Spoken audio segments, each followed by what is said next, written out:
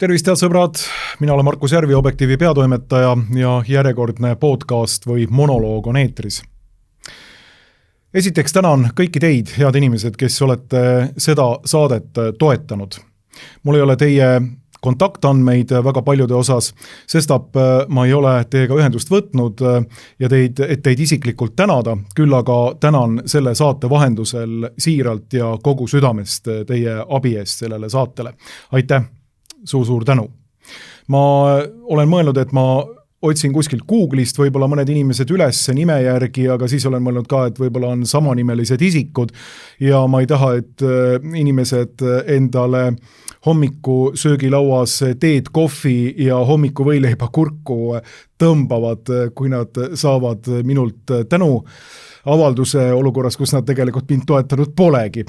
Nii et veel kord, aitäh teile usalduse ja toetuse eest, need, kes on teinud oma toetuse. Ja loomulikult töötan ka seda, et kestab Objektiivi kampaania ning Objektiiv samuti vajab teie abi, et saaksime tööga jätkata. Aga nüüd töö juurde. Täna vaatame seda pilti siin. Ja vaatame seda pilti hardunult, pikalt ja põhjalikult. Sellepärast, et eile toimus ERR-i nõukogu koosolek, kus Rein Veidemann tagandati ja Sulev Valner valiti nõukogu esimeheks. Siin on pilt, mille pärast ma võlgnen tänu oma heale sõbrale Märjamaa kiriku pastorile Ilimar Toometile. Mis on reeturi palk? See on 886 eurot kuus. Ja see on siis palgalisa, mille Sulev Valner saab endale lihtliikme staatusest ERR-i nõukogu esimeheks ülendatuna. No siit lähevad ilmselt ka veel maksud maha, nii et kuskil seal 6 sotti kopikatega jääb Sulev Valnerile siis lisaraha kätte. 6. Loomulikult me räägime sellest siis, kuidas toimus ERR-i nõukogu istung ja mida sellest kommenteerida on. Seda pilti me näitame ja vaatame siin saates, aga seda nägu peab Sulev Valner, mis siit pildilt vastu vaatab, nägema veel loodetavasti pikki aastaid igal hommikul, kui ta läheb peegli ette hambaid pesema, habet ajama, teades, mida ta tegelikult on teinud. Lüües noa selga oma väidetavalt heale endisele tuttavale ja sõbrale isegi Rein Veidemannile, alludes kogu sellele poliitilisele šantažeerimisele, mis selle nii-öelda temaatikaga siin õhus oli.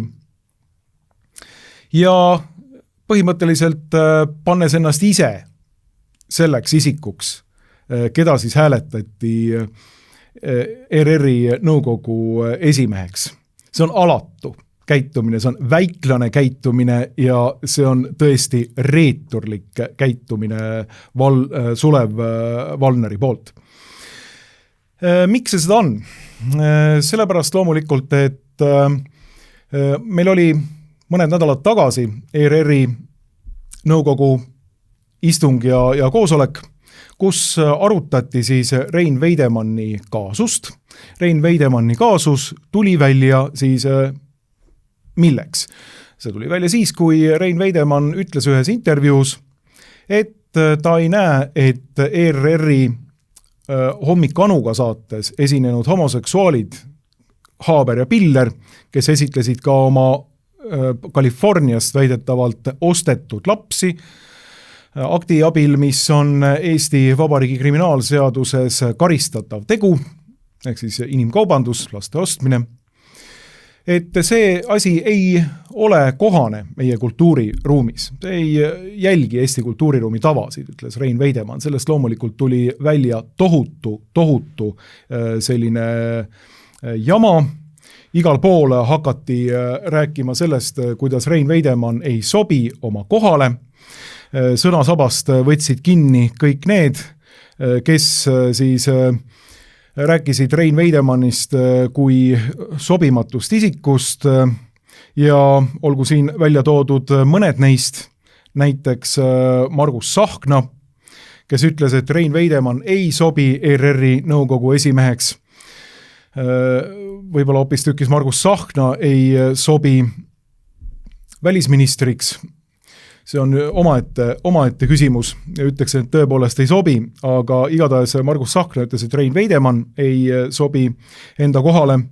Nagu tellitult tulid sinna juurde ka veel väga paljud teised, näiteks Kristina Kallas, kes tunnistas, et ERR-i nõukogu juhil ei ole kohane inimesi tühistada, just kui Veidemann oleks kedagi tühistanud. Ta ei teinud seda, ta avaldas lihtsalt arvamust. Ning siis sekundeeris kogu sellele kisakoorile ka veel Eesti Vabariigi peaminister Kristen Michal, kes tõdes, et loodetavasti hindab ERR-i nõukogu esimees oma sobivust organisatsiooni. Ja siis tuli välja ei keegi muu kui ka kultuuriminister. Kultuuriminister Heidi Purga ütles välja seda, et Veidemann sekkus toimetusvabadusse. Ehk siis põhimõtteliselt kogu valitsuskoalitsioon, kõik olulised ministrid tulid ja korrutasid seda, et Veidemann tuleks oma kohalt lahti kangutada. Siis hakati asja loomulikult arutama ja esimene arutelu toimus siin mõned nädalad tagasi ja päädis sellega, et Veidemann oma koha säilitas, seal hääletust ei toimunud. Ja siis nüüd toimus siis korraline ERR-i nõukogu istung ning seal hääletati Veidemann maha. Ja siin on nüüd nagu kommenteerida, rääkida ja mõelda nii mõndagi ja nii paljugi. Sellepärast, et miks ei toimunud sellel esimesel istungil mingisugust hääletust? No ilmselge on see, et kõik teadsid, et hääled jagunevad Veidemanni tagandamiseks pooleks. ERR-i nõukogus on 10 liiget, aga teada oli see, et Sibul, Vooglaid, Belobrovtsev, Veidemann ise ja ka toona veel Valner poleks olnud selle poolt, et Veidemann ERR-i nõukogu juhi kohalt tagandada. Ja enne seda nõukogu hääletust oli juba õhus indikatsioone väga selgelt sellest, et valitsuskoalitsiooni poolt ERR-i nõukogus olevad nõukogu liikmed, nagu Marek Reinaas Eesti 200, Valdo Randpere Reformierakonnast ja Raimond Kaljulaid sotsialistidest, on ära rääkinud siis valdkonna eksperdina seal nõukogus oleva Sulev Valneri. Ehk siis 5 häälest on 1 kaduma läinud ning on võetud Sulev Valner selle positsiooni taha, et tõepoolest kukutada nõukogu esimees Veidemann. Ja täpselt nii läkski. Et see aga läks niivõrd, kuidas öelda, banaalselt, niivõrd kõikidele arusaadavalt, ausalt öeldes seda mina ei arvanud. Ma arvasin, et Sulev Valner räägitakse ära mingisuguse muu põhjendusega või mingisuguse muu väikese hüvega, aga seda, et niivõrd avalikult tehakse seda, et räägitakse Sulev Valner ära ja pakutakse temale ERR-i nõukogu esimehe kohta, et see on kõikidele niivõrd kandikul olevalt arusaadav. Seda ma ausalt öeldes ei arvanud, et mind ikka ja jälle üllatab Eesti selline rohmakas alastus ja rohmakas selline, kuidas öelda, täielik reeturlikkus, mis ei üritagi mingisugust maski enam ette tõmmata, vaid täiesti avalikult tuleb ja mängib välja selle, millega siis Sulev Valner ära räägiti. Räägiti loomulikult sellega ära, et kulla mees, sina saad nüüd nõukogu juhiks, ja saad omale selle 886 eurose palgalisa ning siis sellega me kukutame Rein Veidemanni. nõukogu kohalt, nõukogu juhi kohalt, nõukogu esimehe kohalt. Sulev Valner andis Postimehele ka kohe peale enda valimist intervjuu ja pean tunnistama, et see on tõeliselt tülgastav. See intervjuu ja mitmedki väited, mis seal esinevad. Kuulame natukene seda intervjuud. Kui suur see üllatus teie jaoks oli või polnud sootuks? No selles mõttes mina ei osanud kuidagi arvata, mina neid hääli ei lugenud ja ma ei osanud eeldada, kas see tänane päev läheb täpselt nii või teisiti. Tõsi on, et mõni inimene ka ennem küsis minu käest, kas ma põhimõtteliselt, kui selline olukord tekib, võiksin sellele mõelda. Selles mõttes ta võib-olla nüüd täiesti täna esimest korda jutuks ei tulnud, aga põhimõtteliselt võtan vastu siis selle väljakutse. No nii, esimene väide. Selles mõttes mina ei osanud midagi arvata, mina neid hääli ei lugenud ja ma ei osanud eeldada, kas tänane päev läheb nii või teisiti, ütleb Sulev Valner. Mida te, härra Valner, oma suust välja ajate? Mina ei osanud mitte midagi arvata. Kuidas ei osanud arvata? Kõik teised, kaasa arvatud meie siin Varro Vooglaidiga Fookuses stuudios, oskasime arvata nii mõndagi.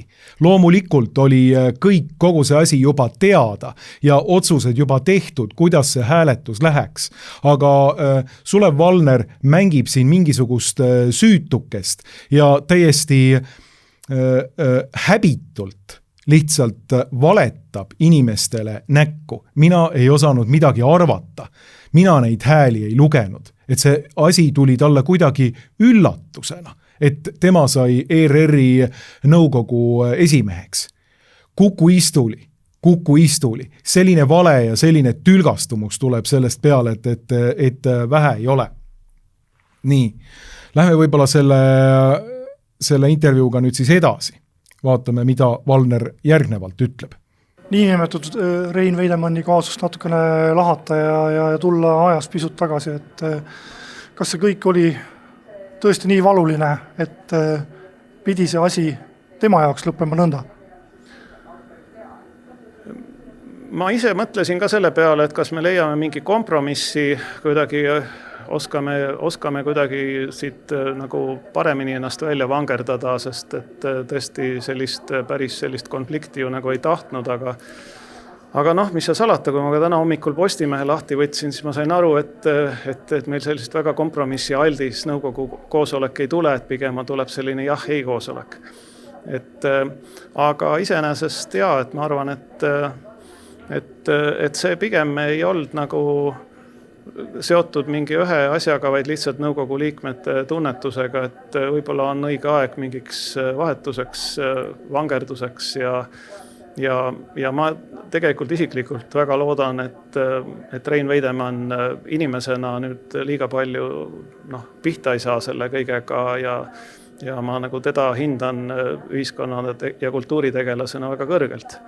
Ja samas, kuna tegelikult Rein Veidemann jääb ju edasi Rahvusringhäälingu nõukogu liikmeks, siis võib öelda, et me lihtsalt vangerdasime kohad ja tema sama laua taga, ma eeldan, järgmistel koosolekutel saab ikkagi sama hästi kaasa rääkida, et see üks hääl nõukogu liikmena, mis on ka esimehel, et see jääb ju talle tegelikult alles, nii et selles mõttes teda kindlasti tänane päev ei otsustanud Rein Veidemanni saatust, kui niiviisi suurejooneliselt öelda, vaid vastupidi, ma arvan, et võib-olla Rein Veidemann sai mõnes mõttes vabamad käed. Ma tean, et ta tegelikult ka ise saades järgmisel aastal 80-aastaseks on andnud märku, et ta varem või hiljem selle nõukogu esimehe kohalt taanduks, aga lihtsalt ütleme siis nõukogu kiirendas seda protsessi nüüd. No nii, uskumatu soust lihtsalt, mis Sulev Valneri suust tuleb. Siin antakse kogu protsessile veel selline karitatiivne, ligimese armastuslik mõõde, et nõukogu kiirendas sellist protsessi, et vanainimene Veidemann kuidagi oma kohalt tagasi tuua ja et inimene saaks rohkem nagu puhkust ja täiesti uskumatu, mida härra Valner siin oma suust ajab välja. Ja mida veel rääkida? No see on ju see esimene pool, mis siin on lihtsalt piinlik. Ma ise mõtlesin ka selle peale, kas me leiame mingi kompromissi või oskame kuidagi siit paremini ennast välja vangerdada. Aga tuleb selline ei-jah koosolek ja nii edasi ja siis Sulev Valner hakkab rääkima. Võib-olla on õige aeg mingiks vahetuseks, vangerduseks. Ma tegelikult isiklikult väga loodan, et Rein Veidemann inimesena nüüd liiga pihta ei saa selle kõigega. Ma hindan teda ühiskonna ja kultuuritegelasena väga kõrgelt bla bla bla bla bla bla. Nii. Samas, kuna tegelikult jääb Rein Veidemann edasi Rahvusringhäälingu nõukogu liikmeks, siis võib öelda, et me lihtsalt vangerdasime kohad ja tema sama laua taga saab järgmisel koosolekutel ikkagi sama hästi kaasa rääkida. Ja siis kohe alguses loomulikult räägib ta seda, et me ei tahtnudki sellist konflikti. Nii. Me kõik teame, kus kohas see konflikt tuli. Me kõik teame seda, et just nimelt Rein Veidemanni asi oli see, kuhu kogu see ERR-i isadepäeva asi suunati. Nii, Rein Veidemannile tehti selline vahetus temaatikas selle asemel, et panna vastutama need, kes tegelikult ERR-i saated tegid ja rahvast marru ajasid oma selle Anu hommikusaatega. Selle asemel pandi fookus Rein Veidemanni peale. Ja siis nüüd härra Valner tuleb ja räägib meile, kuidas põhimõtteliselt tõepoolest siis nõukogu kiirendas sellist protsessi, et Rein Veidemannile anda nagu pikemat puhkust. Ja tegelikult asi nagu väga palju Rein Veidemannist suurt ei olnudki. Oli küll, see oli puhas näidispoomine, see oli puhas poliitiline protsess, see oli puhas sekkumine Rein Veidemanni arvamus ja südametunnistuse vabadusse. See oli puhas protsess sealt selleks, et anda märk ühiskonnas, et ei, nõukogu esimees ERR-is ei saa väljendada vabalt omaenda mõtteid ja ta võetakse maha, kui ta väljendab meie poliitilisele ladvikule vastukäivaid ideoloogilisi seisukohti. Nii, see oli selle asja sisu. Kogu selle asja sisu. Et siin Sulev Valneri udu ja pudru, mida ta suust välja ajab, on lihtsalt täiesti piinlik. Nii, tuleme veel nende vastuste juurde. Vaatame veel, mida siis Sulev Valner välja suust ajab. No analoogse situatsiooni eest ei ole ju kaitstud ükski ERR-i nõukogu esimees, kes iganes eesotsas ka poleks, et kas see teeb teid ka pisut ettevaatlikuks, ütleme, kui küsitakse teie arvamust ühes või teises küsimuses, mis puudutab näiteks ERR-i programmi, mõnda konkreetset saadet. Peate natukene kaaluma ja mõtlema enne, kui midagi ütlete. No ilmselt see on kindlasti, kõik nõukogu liikmed peavad kaaluma ja nõukogu esimees eriti, et ikkagi võttes sõna sellelt positsioonilt ei ole päris ainult iseenda arvamuse esitamine, vaid et just eriti kui sõnavõtt puudutab Rahvusringhäälingu tegevust või programmi, et siis ikkagi seda seostatakse paratamatult selle ametikohaga, et eks see on ju olnud üks etteide, et Rein Veidemannil selles kohas jäi võib-olla natuke selle tunnetust vajaka.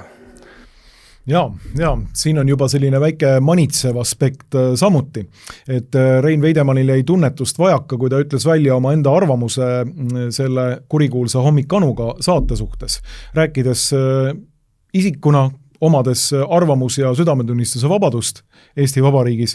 Aga ei, meil siin tuleb Sulev Valner, kes ütleb, et ei, et ERR-i nõukogu liige ja nõukogu esimees ei saagi, ei omagi teatavas mõttes mingisugust sõnavabadust.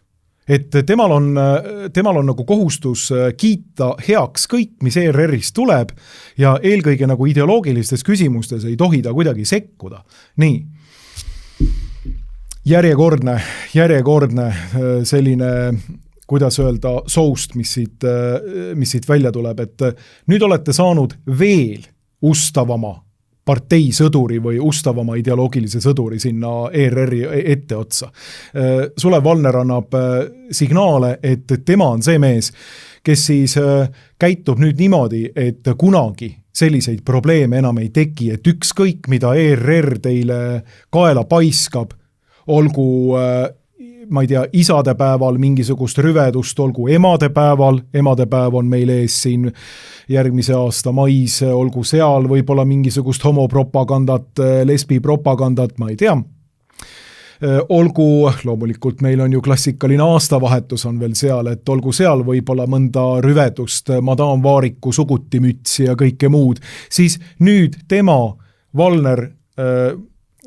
härra Valner, Sulev Valner, on nüüd see mees, kes on kõige nõus põhimõtteliselt ja tema saab nüüd aru, et milline on nõukogu piir selles küsimuses. Nõukogu piir on see, et me ei kritiseeri ERR-i, ehk siis ERR on saanud sellise ideoloogiliselt kuuleka nukukese ja nupukese seal eesotsas, mis täidab valitsuse poolt antud ideoloogilisi suuniseid ja mõtleb täpselt nii, nagu vaja on.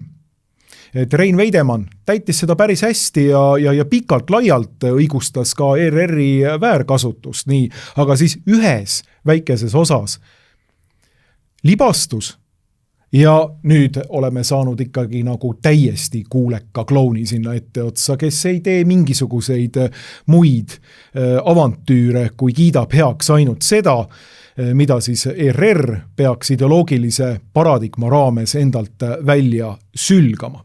Ükskõik, kui palju see näiteks ühiskonda vihastab, ükskõik, kui palju see toob inimesi nii-öelda tagajalgadele, ükskõik kui palju see solvab neid perekondi, kes vaatavad telekat, mina telekat ei vaata, ega soovite seda kellelgi teisel ka teha.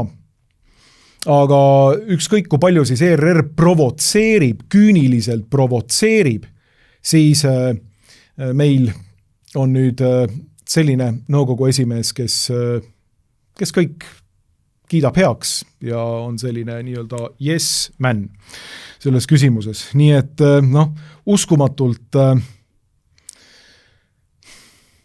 selline tüma on see, mis Valneri suust välja tuli.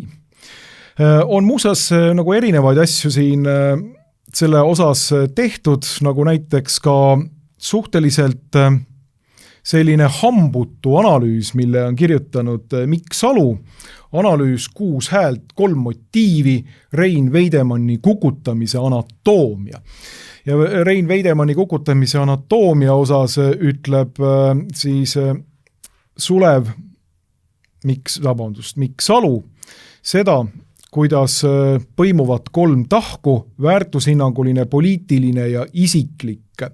Ning siis teeb ta sellises hambutusanalüüsis seda, et see väärtushinnanguline pool, see jäetakse põhimõtteliselt täiesti kõrvale, sellest uisutatakse ilusti, kiirelt, kergelt üle ja siis räägitakse pikalt ja laialt mingisugusest poliitilisest tahust ning Mikk Salu jahub juba pikemat aega sellest, kuidas meil on nii-öelda kultuurisõda vaja 2 erinevale äärmusele. See on tema selline suur teooria. Et kui me isegi ei väida seda, et see oleks selline klandestiinne kokkulepe nende 2 jõu vahel, siis vähemalt mõlemad hõõruvad käsi, kui see kultuurisõja temaatika jälle uuesti välja peaks tulema.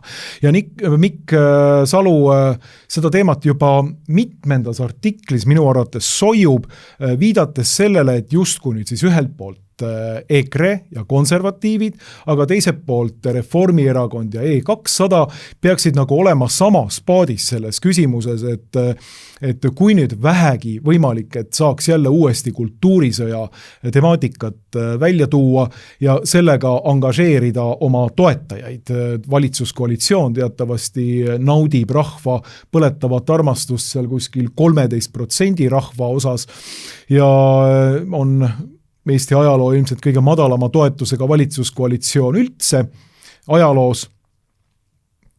Ning siis EKRE on seal kuskil 15-16% juures ja tahaks ka nagu rohkem toetust, et siis mõlemad nagu hõõruvad käsi, kui mingisugune kultuuripoliitiline või kultuurisõja homokaart jälle kuskile lauale pekstakse.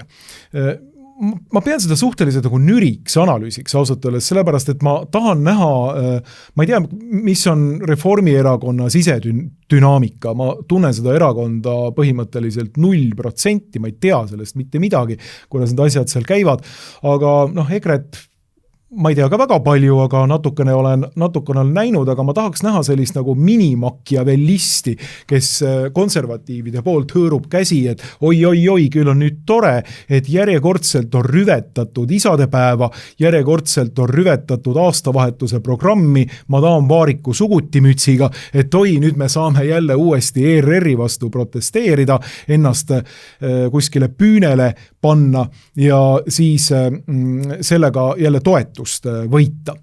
Ei, ma arvan, et niimoodi ei mõtle konservatiivide seas mitte keegi. Lihtsalt hämmastutakse sellest, et mis on, milline nii-öelda see arsenal on ERR-i inimeste juures.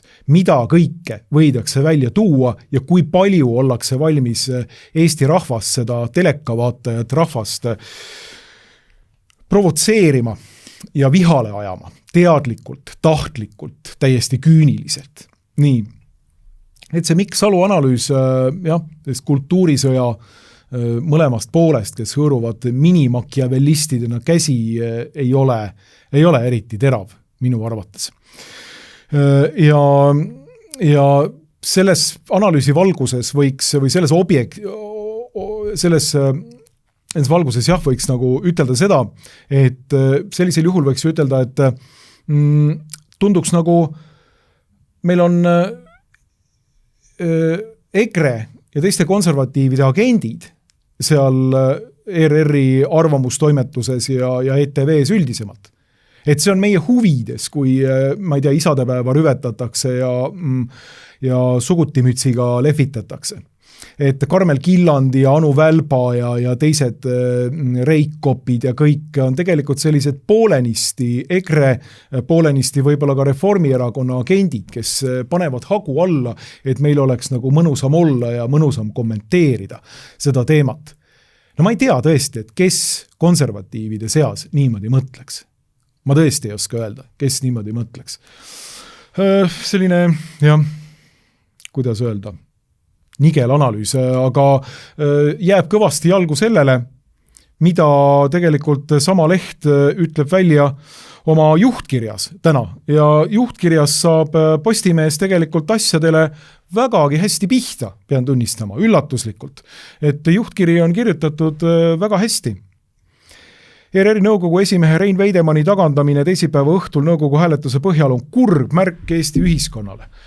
Kustus lootus, et ERR-i nõukogu ei ole manipuleeritav poliitkorrektsuse valemitega. Ühtlasi on see hoiatus ka kõigile neile, kes kas ettevaatamatusest või usus sõnavabaduse võimalikkusesse Eesti Vabariigis kavatsevad avalikult välja öelda midagi, mis ei meeldi liberaalsele avantkaardile. Nii, ja siis tuuakse välja ka seda, mis on väga oluline kogu selles kontekstis. Äärmiselt oluline punkt. Nii, palju õnne Postimehe juhtkirja kirjutajale. Kas Rein Veidemann rikkus mõnda seadust? Ei. Kas ta solvas mõnda konkreetset isikut? Ei. Kas ta pidas vihakõne? Ei. Ta ei teinud seda.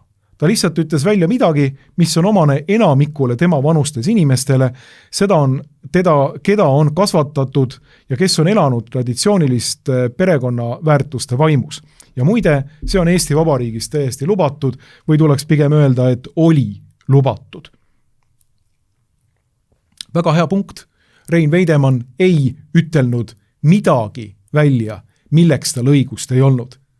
Kogu see jama Veidemanni ümber on lihtsalt poliittehnoloogiline nii-öelda võte, et tähelepanu ära juhtida sellelt, kes tegelikult asja eest reaalselt vastutavad. Kes asja eest reaalselt vastutavad ja neid vastutajaid on siin tegelikult küllaga. Vastutab näiteks selline isik nagu Hommik Anuga autor Anu Välba. Miks Anu Välbat ei ole pandud püünele? Kuidas see vastutuse fookus on äkitselt temast vära juhitud Rein Veidemannile? Tema on see, kes kutsus Haaberi ja Pilleri enda stuudiosse rääkima laste ostust, mis on Eestis kriminaalkorras karistatav tegevus. Nii. Teine vastutaja, ETV elamussaadete peatoimetaja Karmen Killandi.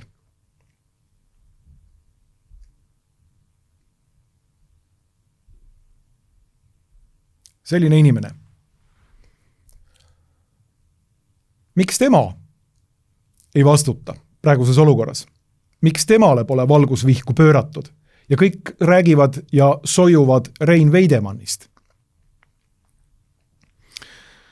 Siis on meil selline inimene nagu ETV ja ETV2 peatoimetaja Urmas Oru. Nii. Siin on tema. Täpselt samamoodi.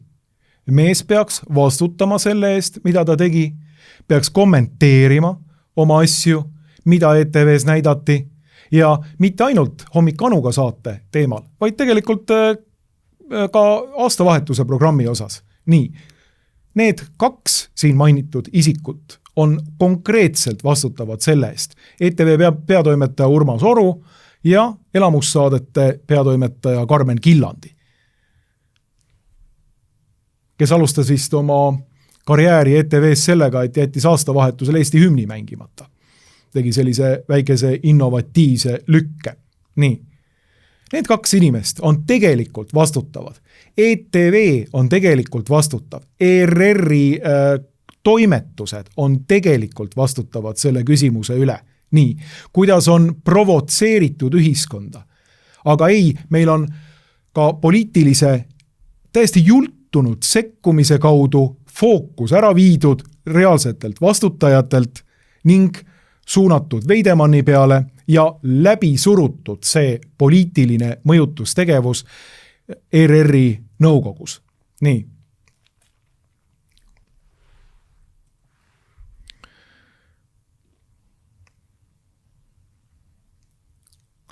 Muuseas, tasub tähele panna ka seda, et mida siis kogu sellest asjast õppida on või milline õppetund sellest anti. Postimehe juhtkiri tegelikult ütleb selle päris hästi juba välja.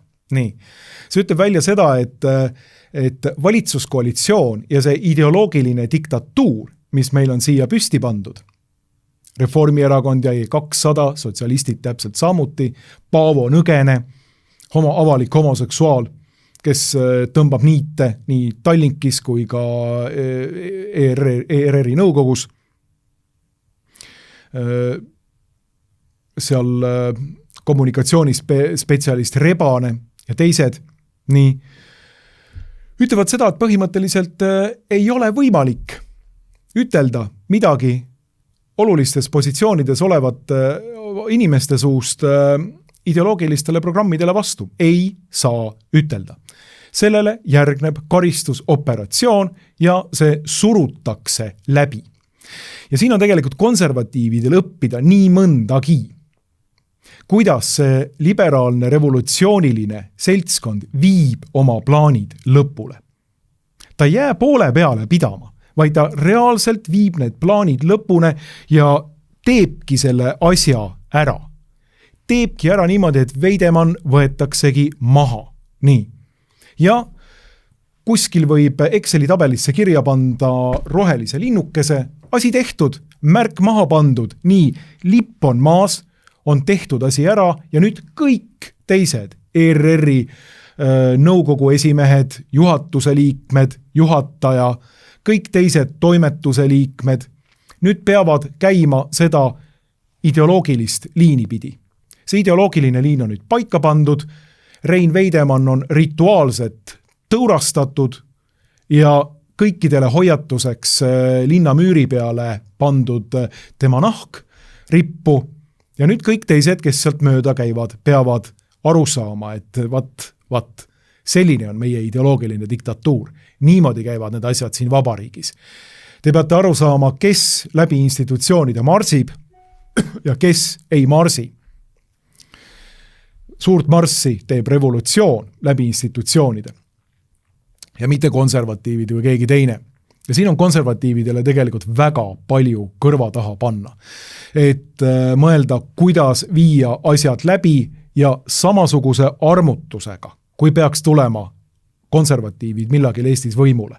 Samasuguse determineeritusega, samasuguse masinlikkusega teha oma otsused ja järeleandmatusega, et jõuda välja eesmärkide täitmiseni. See on äärmiselt oluline aspekt kogu selle asja juures. Kui vaja, teha samamoodi mõnedest inimestest hoiatuseks. Selline topis kuhugi linnamüürile. Nii. Ja käituda samamoodi. Sellisesse vastuollu tegelikult on liberaalide seltskond Eesti viinud. Meil ei ole selle liberaalse poolega enam mitte midagi läbi rääkida. Ja loomulikult see väljendus ka selles, mida siis need nõukogu liikmed, kes hääletusel osalesid ja said teada, et meil on nüüd uus ERR-i nõukogu esimees Sulev Valneri näol, või et maha on võetud Rein Veidemann, esiteks sellel hääletusel nad ei osalenud muuses valimisel, jalutasid välja. Ja see näitab tegelikult nagu, ütleme niimoodi, oleme nüüd ausad, tähendab, iga inimene, kes nagu vähegi hoolib mingisugusest ühiskonna sidususest, peaks praegu hoidma peast kinni. Meil on Rahvusringhäälingu nõukogus, ehk siis reaalselt Rahvusringhäälingut mitte ainult nõuandvas organis, vaid juhatusele otsest nii-öelda siduvaid otsuseid ja ideid andvas elundis totaalne ideoloogiline ruptuur. Me peaksime tegelikult hoidma siin ühiskonnas pead kahe käe vahel ja ütlema, et mis siin nüüd toimub praegu. Aga ei, meil on liberaalid, kes on surunud selle asja läbi, kes on tõendanud jälle avalikkusele, et ei, siin ei kehti sõna- ja arvamusvabadus, kes seda kavatsevad meie ideoloogiliste maksiimide vastu teostada, need saavad karistada, saate aru, jah? Nii. Ja siis tuleb välja Valner ise, kes ütleb samamoodi, et tegelikult on asi ongi selline, et meil on siit nagu kõrva taha panna nii mõndagi. Ma jagan siit väikest väljalõiget Delfile andud intervjuust.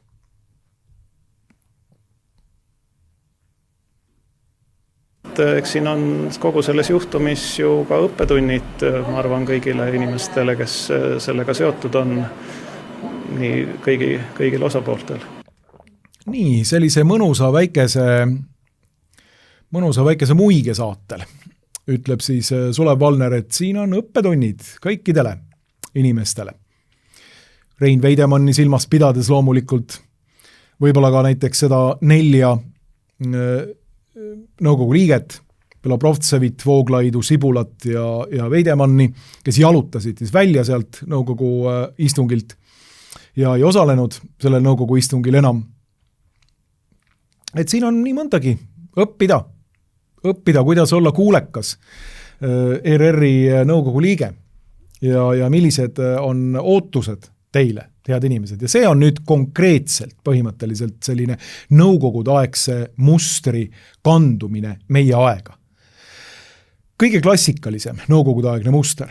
Inimesed, kes ei ole riikliku ametliku ideoloogiaga sina peal või kes julgevad midagigi ütelda teistmoodi selles osas või sellele vastu vaielda, need võetakse maha ja nad tehakse hoiatuseks, tõurastatakse kõikide ees, et teistel ei tekiks samasuguseid ja samasisulisi mõtteid. Nii, täpselt samasugune protsess nagu nõukogude ajal. Täpi pealt üksüheselt samasugune protsess. Väga kõnekas on selles valguses lugeda ERR-i eilset uudist, kuidas ERR-i nõukogu kutsus Rein Veidemanni esimehe kohalt tagasi ja seal kommenteerivad nõukogu liikmed erinevaid aspekte selle tagasi kutsumise juures ning siis siin on nõukogu liikme Raul Rebase kommentaar. Nõukogu liige Raul Rebane pidas juttu poliitilisest survest ekspertliikmetele jamaks. Kas sa suudad ette kujutada, et keegi võtab telefonitoru, helistab mulle ja ütleb, ma hääletaks kuidagi. Ma ei tee seda mitte kunagi, sõnas Rebane. Probleem on hoopis milleski muus. Oma ettearvamatu seisukohaga kutsus Rein esile terve rea konflikte ja pärast seda efektiivselt juhtida ERR-i nõukogu on väga raske. Kadus ära usaldus ka väga paljude ERR-i töötajate seas. Nii, tuleme nüüd selle esimese väite juurde. Kas sa suudad ette kujutada, et keegi võtab telefonitoru, helistab mulle ja ütleb, et ma hääletaks kuidagi? Jah, suudan küll, härra Rebane. Mitte ei suuda ainult ette kujutada, vaid ma arvan, et see on väga tõenäoline, et täpselt niimoodi on asjad käinud teiega väga paljudel kordadel. Nii, ma suudan seda väga hästi ette kujutada. Ja siis teine pärl tema suust. Oma ettearvamatu seisukohaga kutsus Rein esile terve rea konflikte. Kes siin konflikte esile kutsusid? Kas Rein Veidemann tegi seda? Oma ettearvamatu käitumisega kutsusid siin esile konflikte Anu Välba, siis elamussaadete toimetaja, siis ETV peatoimetaja. Ettearvamatu oli nende käitumine Eesti rahva provotseerimisel, mitte Rein Veidemanni käitumine. Rein Veidemannil oli täielik õigus seda teha. Et siit vaatab meile vastu mingisugune, kuidas öelda, täielik selline udu ajamine. Rahvale näkku valetamine olukorras, kus meil on olnud selge poliitiline sekkumine ERR-i nõukogu tegemistesse. Otsene sekkumine. Välisminister, kultuuriminister, peaminister, haridusminister on nõudnud põhimõtteliselt expressis verbis, et Veidemann tuleb tagasi kutsuda oma kohalt. Seda teostati reaalselt Sulev Valneri mõjutamisega ja niivõrd banaalse mõjutamisega tõenäoliselt, ma lisan selle tõenäoliselt siia, et see on kõikidele kandikul arusaadav. Tule meie poole üle, saad ERR-i nõukogu esimeheks.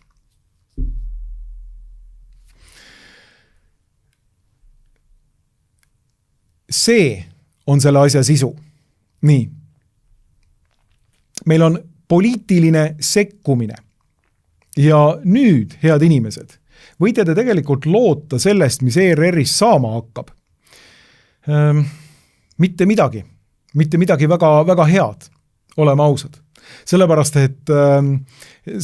et nüüd on pandud põhimõtteliselt kõikidele ette hoiatuseks Rein Veidemanni kuju ja tundub, et toimetustel on edaspidi täielik vaba voli provotseerida ükskõik mil viisil oma vaatajaid. Ja see tähendab seda, et me peaksime ETV omanikena kuidagi reageerima sellele olukorrale.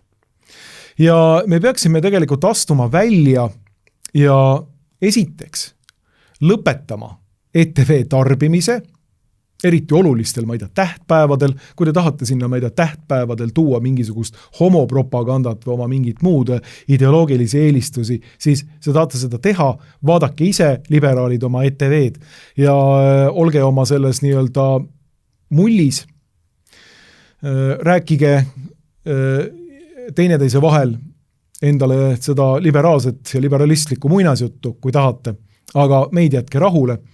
Selleni on viinud see nii-öelda poliitiline surve ja see tegutsemine välja, et meil on lõhe ainult süvenenud. Et kui te mõtlete, et see asi on nüüd kuidagi lahendatud ära, et Rein Veidemann on oma kohalt ära viidud, siis tegelikult on seda lõhet veel rohkem süvendatud.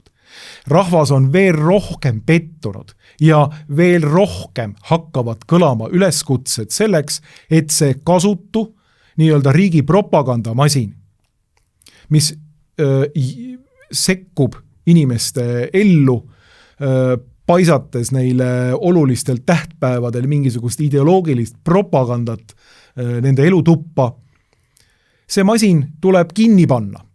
Nii, üha rohkem hakkab seda tulema välja. Üha rohkemad inimesed ütlevad, et teie töö tuleb ära lõpetada. See 50-60 miljonit, mida te naudite, see tuleb teilt käest ära võtta. Kui te arvate, et sellega on see asi lõppenud, et Rein Veidemann on hoiatuseks pandud, Rein Veidemanni nahk on hoiatuseks müürile pandud, siis te eksite väga. Või kui te arvate, et teil on nüüd edaspidi vabad käed kogu nii-öelda perverssuse spektri levitamiseks Eesti inimeste seas, siis te eksite rängalt.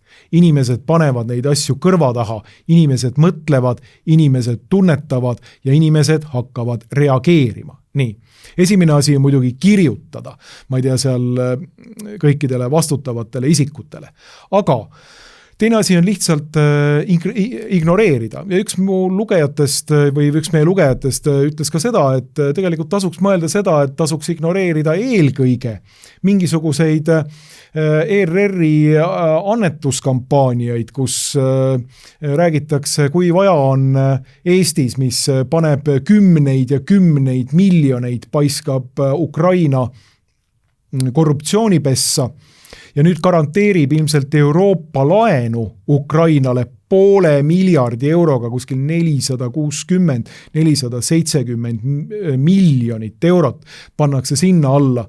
Et sellisele riigile, mis põhimõttel, mille ETV või mille rahvusringhäälingu kanalid tulevad jõuluajal välja taas mingisuguse jõulutunneliga, et teie võiksite, ma ei tea, lastehaiglale annetada seal mingisuguse masina. Nii. See on groteskne, see on lihtsalt groteskne. Nii, ühelt poolt te lammutate, teiselt poolt te raiskate Eesti maksumaksja raha, tont teab millele. Ja siis tulete sinna välja rääkima sellest, et oi, kui palju meil on vaja praegu vahendeid selleks, et siin oma enda lastele mingisugust masinat osta. Nii, mis maksab seal võib-olla 100 000 või 200 000 eurot. Võtke ja rebige mingisuguselt, ma ei tea, ministeeriumi avalike suhete osakonnalt, mingite müksatonide ja häkatonide meeskondadelt ära see raha ja andke lastehaiglale. Oi, kui palju siin oleks, rääkimata, ma ei tea, Rail Balticust, kus me jällegi miljarditega sisse plekime seda raha selleks, et see monstrum, see haav siin Maarjamaal valmis ehitada. Nii, et tasuks mõelda, et võib-olla boikoteeriks see aasta igasugust jõulutunnelit. Mitte ainult, et ei anneta, vaid ei vaata ka seda jõulutunnelit, et las nüüd liberaalid siis annetavad, tehke oma Slava Ukrainit, tehke oma jõulutunnelit ja jätke meid rahule. Jätke meid rahule, et meie ei kavatse küll teie jamadega seonduda enam. Peale sellist poliitilist survet, peale sellist nii-öelda rahva hinge sülitamist, mida te olete korraldanud ERR-i nõukogu esimehe valimistel. Aga siin on tegelikult veel aspekte ja kommenteerimist on siin tõesti rohkem kui rubla eest. Ning üks tasand mida tasub nagu tähele panna, on üks arvamuslugu muuseas. Ja see arvamuslugu pärineb Martin Ehalalt. Ja ma ütleks, et see arvamuslugu on võib-olla kõige halvemini vananenud arvamuslugu, mida ma üle pika aja olen kuskil lugenud.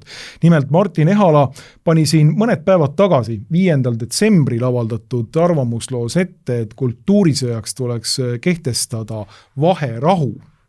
Nii. Eesti kultuurisõja keskmes on perepoliitika küsimused, Iisraelis väärtustatakse lasterikkaid peresid tüübist hoolimata, ka Eestis tuleks lõpetada traditsioonilise peretüübi halvustamine. Ja, kiidan heaks kindlasti, aga siis tuleb välja ka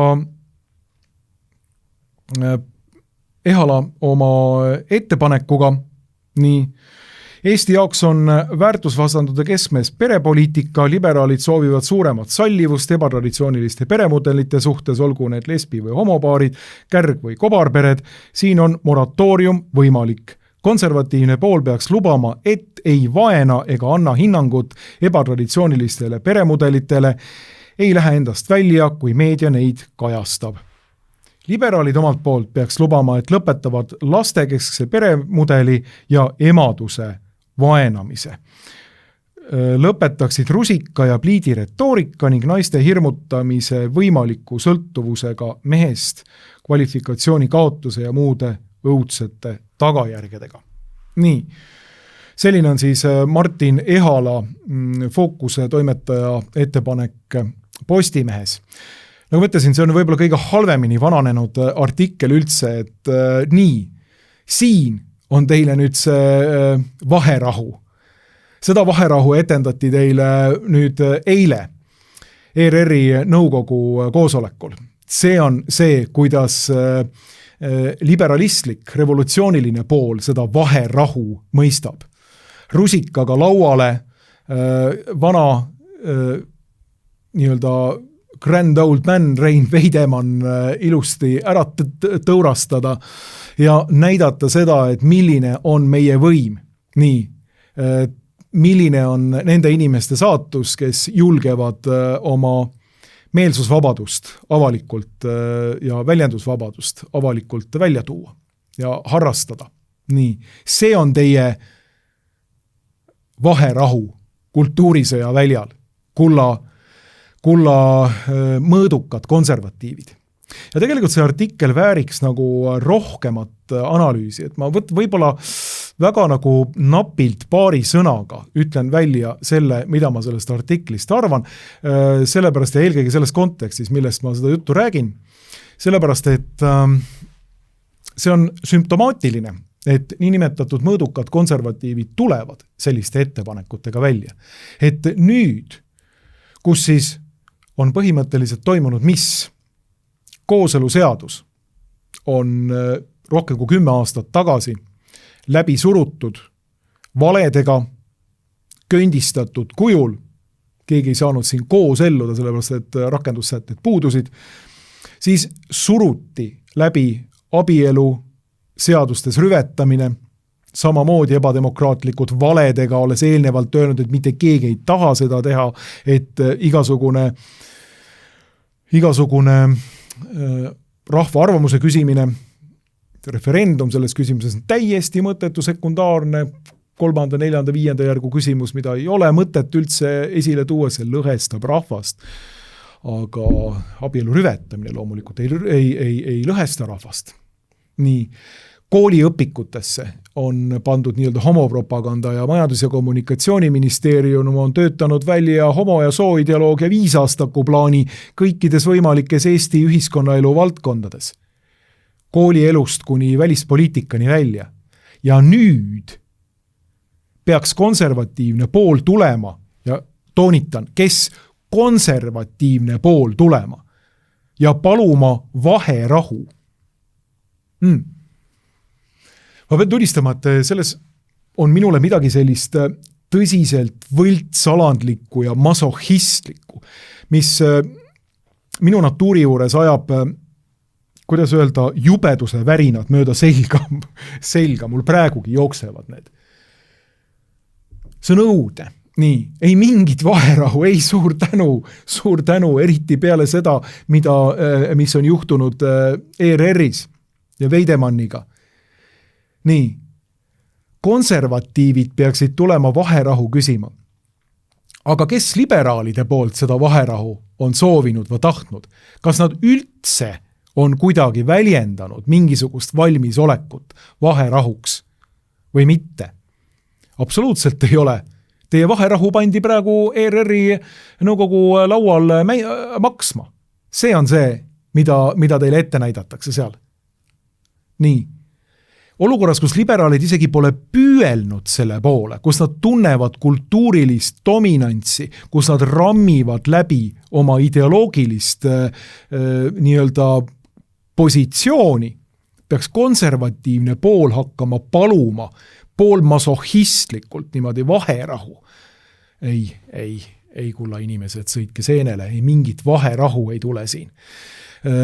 Ja teiseks on see problemaatiline sellepärast, et see näitab nii-öelda mõõdukate konservatiivide poolt seda, et kuidas tegelikult käsitletakse üleüldse loomuseadust ja ühiskonna loomulikku korraldust. See on loomuseaduse ja normaalsuse, normikeskse ühiskonna relativiseerimine ja demokratiseerimine. Sellest võiks kirjutada pikemalt, aga selle muster või mehhanism on selline, et me äkitselt paneme nagu kõrvuti 2 erinevat protsessi, just kui need oleks teineteisega täiesti võrdväärsel tasemel. Ja räägime kultuurisõjast sellisel viisil, nagu see oleks täiesti võrdväärsete osade või võrdväärsete võitluspartnerite siis mingisugune võitlus. Nii, nagu oleks ühel hetkel lääne kultuuriruumis üles ärganud lumivalgukese unest, selline kultuurirevolutsiooniline pool, me tahame homoõigusi ja me tahame, ma ei tea, abielu rüvetada ja sood, sugu muuta iseenda arvamuste järgi, tahte baasil.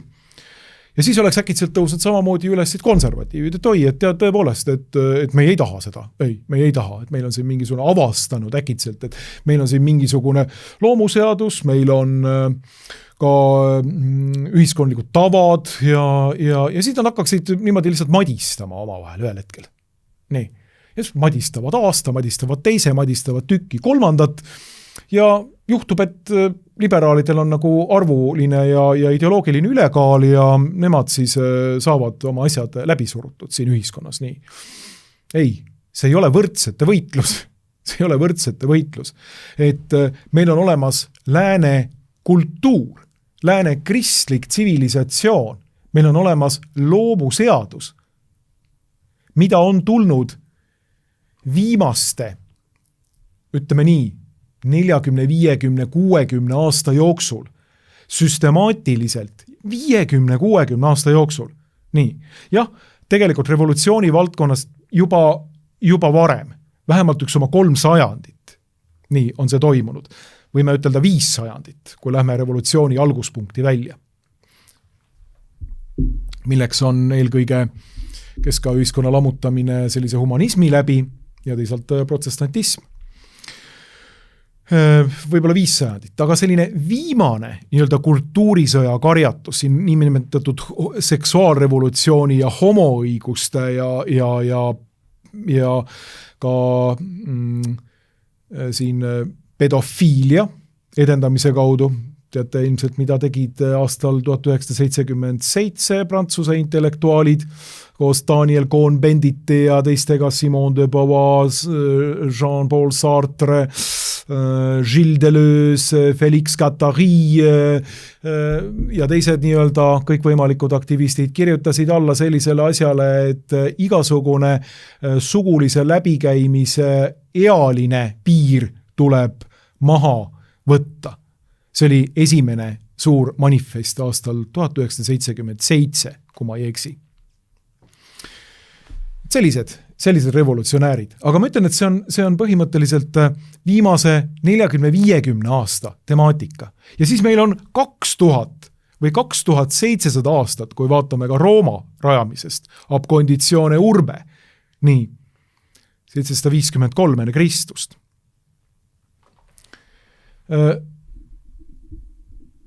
2700 aastat põhimõtteliselt kristlikku tsivilisatsiooni, nii. Ja need ei ole võrdväärsed mingisugused tantsupartnerid. Siin on terve tsivilisatsioon oma kultuurikoodidega, terve loomuseaduslik käsitlus ühiskonnast, moraalist, seda, mis siin on. Ja siis on viimaste kümnendite kultuurisõdalaste ulmad. Ja nendele me peaksime justkui nüüd alla vanduma ja ütlema, et ei, et teeme siin nüüd vaherahu.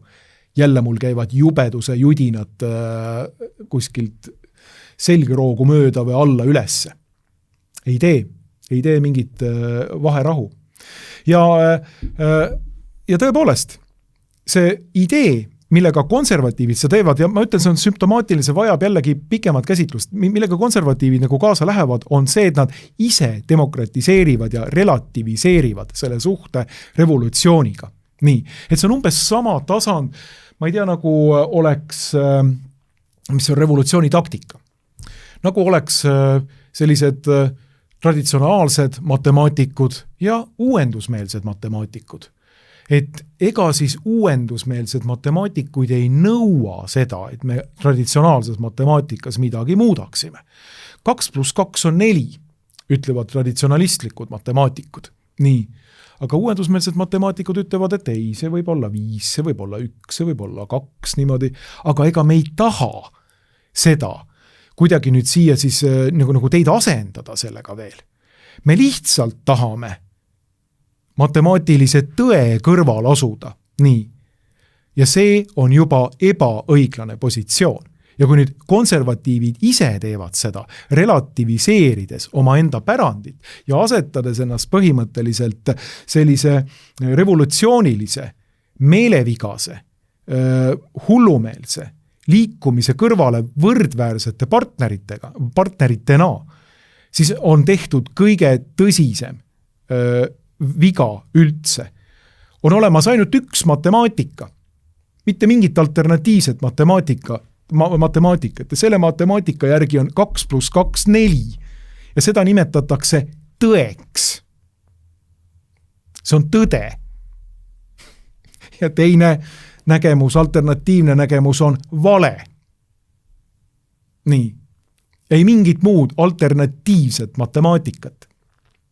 Ja kui me paneme vale ja tõe teineteise kõrvale ja anname neile mõlemad kodanikuõigused ja anname neile võimaluse oma ideoloogiat ja oma mõtteid propageerida, siis me oleme teostanud ebaõigluse akti.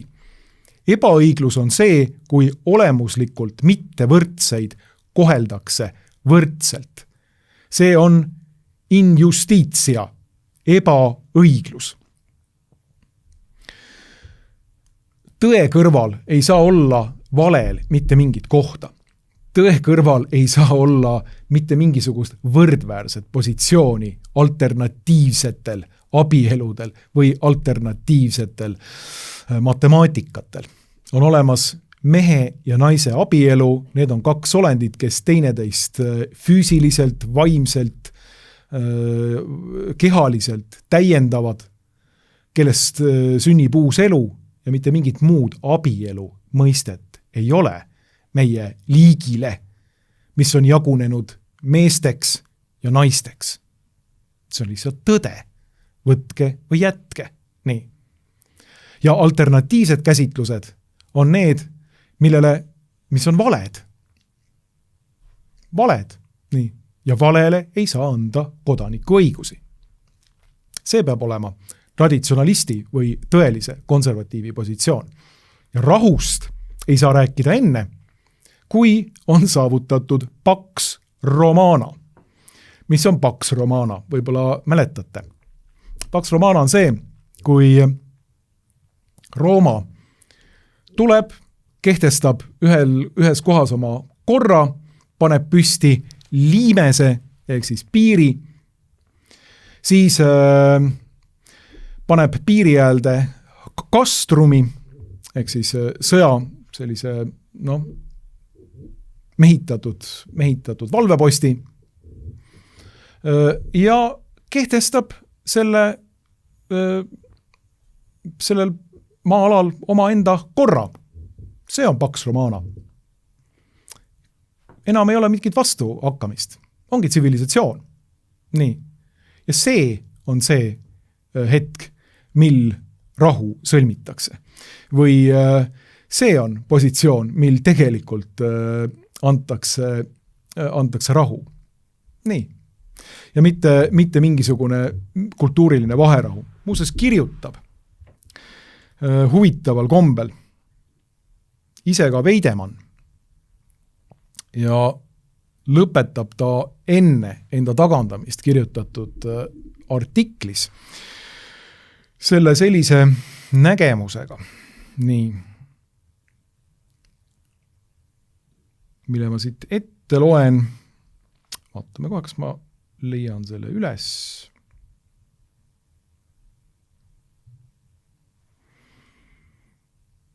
Nii, see on siin. Ühel saatuslikul hetkel, ja see hetk ei pruugi üldsegi olla kaugel ega hüpoteetiline, arvestades juba aastaid käivat sõda Euroopas, võime kõik koos langeda sinna kuristikku, mille põhjas laiub platoo, kus saame ehk taas kokku nagu igal 4. aastal üldlaulupeol. Aga ka siis osutub veel võimalikuks alustada uut laulvat revolutsiooni, mis viiks meid vabadusse ning annaks tagasi kaotatud riigi iseseisvuse, küsib Veidemann arvamusloos. Et me võime langeda mingisugusele kuristiku platoole, kus me tegelikult leiame ennast jälle nii liberaalide, konservatiividena kui kõigi teiste nii-öelda vahevariantidena ja ütleme, et tegelikult meil oleks mõistlik edasi minna ühtse rahvana. Mina ei usu sellesse,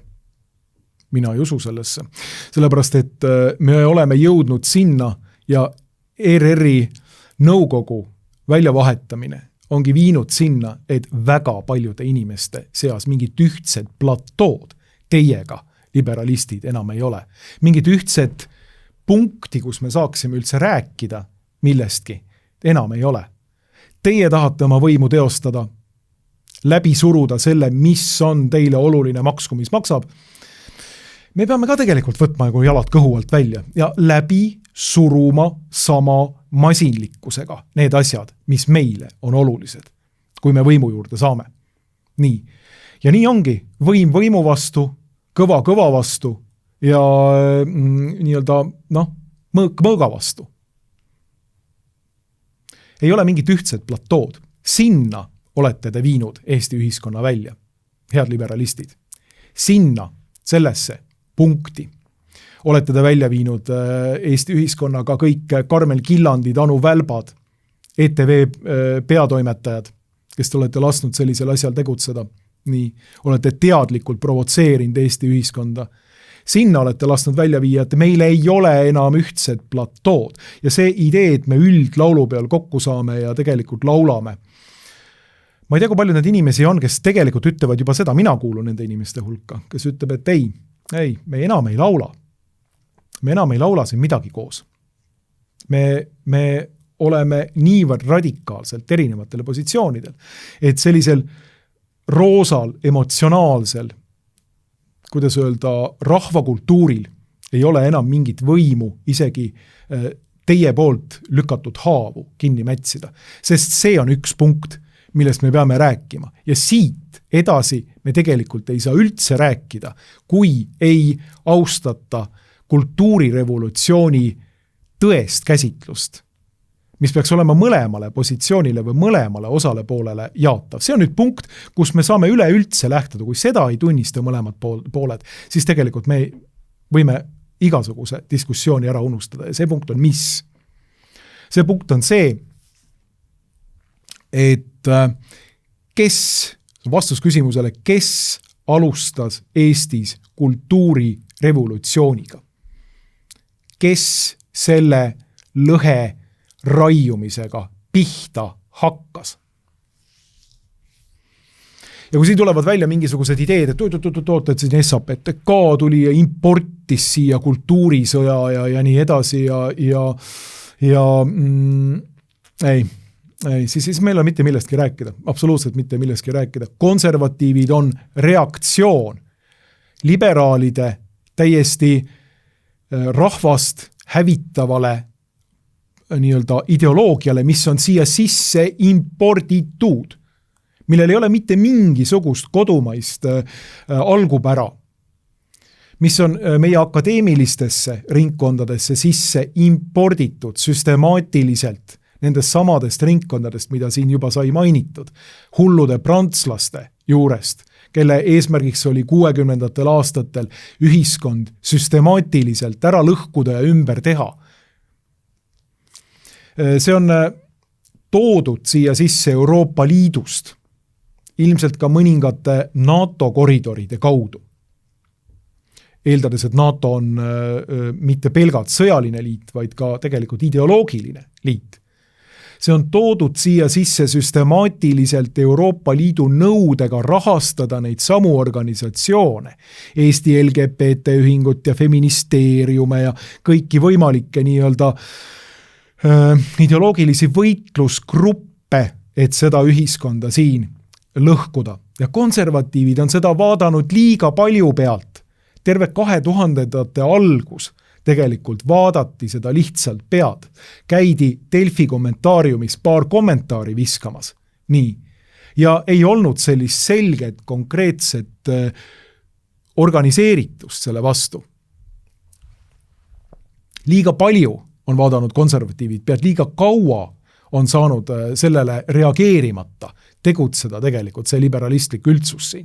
Nii, selle sõja olete algatanud teie, liberalistid ja revolutsionäärid.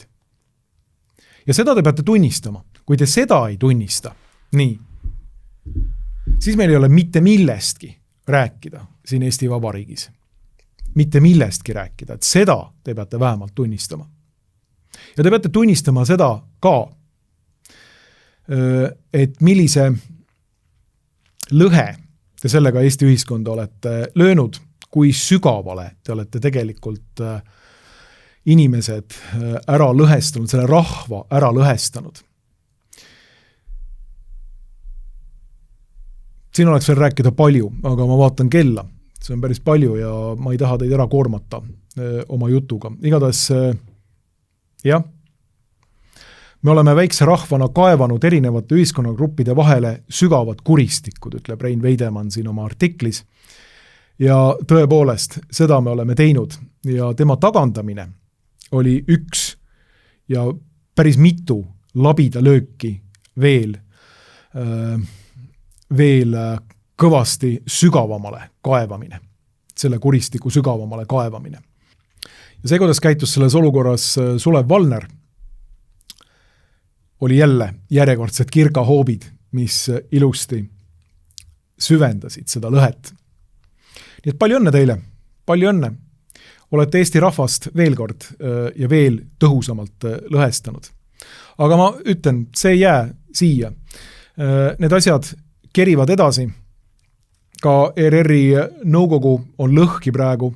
Tasub küsida, et mida nüüd üldse edasi teha, kas ERR-i nõukogu liikmed tulevad jälle uuesti kokku, just nagu midagi ei oleks juhtunud, või et siit välja mõelda mingisugune tõsisem skandaal. Mina arvan küll, et ERR-i nõukogu liikmed, need, kes siis nii-öelda kõrvaldati tegelikult sellelt istungit või kes ise sealt ära läksid, kes ei lubanud oma väärikusel niimoodi alandatud saada, need nõukogu liikmed peaksid tegelikult nüüd mõtlema, et mida nad teevad. Kas protesti märgiks üleüldse püsivalt võib-olla nõukogust ära tulla? Miks mitte? Miks mitte? Aga vaatame seda edasi. Igal juhul sellised mõtted seekord. Aitäh teile kuulamast, aitäh teile toetuste eest ja järgmisel nädalal jälle. Kõike head!